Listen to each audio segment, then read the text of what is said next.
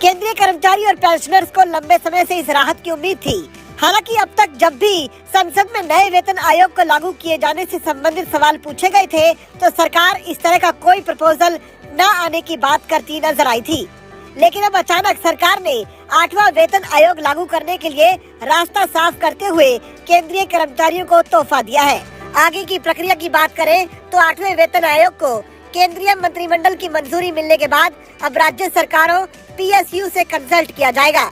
इसके साथ ही 8 पे कमीशन के अध्यक्ष और 2 सदस्यों के नाम भी जल्द ऐलान किए जाएंगे। गुरुवार को केंद्रीय सूचना एवं प्रसारण मंत्री अश्विनी वैष्णव ने PM नरेंद्र मोदी की अध्यक्षता में हुई केंद्रीय मंत्रिमंडल की बैठक में लिए गए फैसलों के बारे में बताया।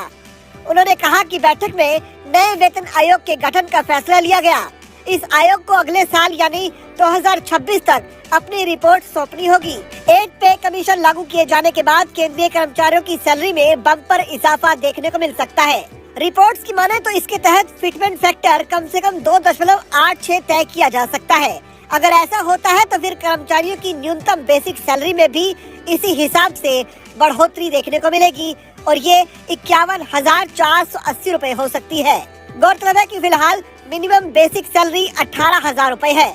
इसके साथ ही इसी हिसाब से पेंशनर्स को भी लाभ मिलेगा और उनकी मिनिमम पेंशन फिलहाल के 9,000 रूपए से बढ़कर 25,740 रूपए हो सकती है।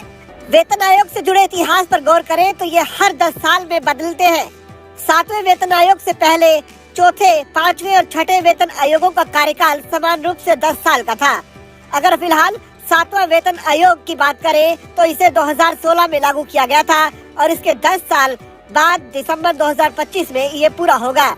लेकिन पहले से ही सरकार ने बड़ा फैसला लेते हुए 8वां वेतन आयोग गठन किए जाने को हरी झंडी दिखा दी है। जब 6ठे वेतन आयोग की जगह 7वें वेतन आयोग की सिफारिशें नरेंद्र मोदी के नेतृत्व वाली सरकार द्वारा जनवरी 2016 से लागू की गई थी, तो इसके बाद सरकारी कर्मचारियों के वेतन में बड़ी बढ़ोतरी देखने को मिली थी।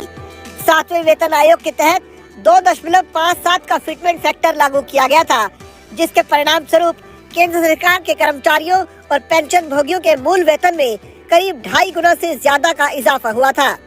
इसके विपरीत पिछले वेतन आयोग में फिटमेंट फैक्टर 1.86 था, जिससे सरकारी कर्मचारियों के मूल वेतन में 1.86% की वृद्धि हुई।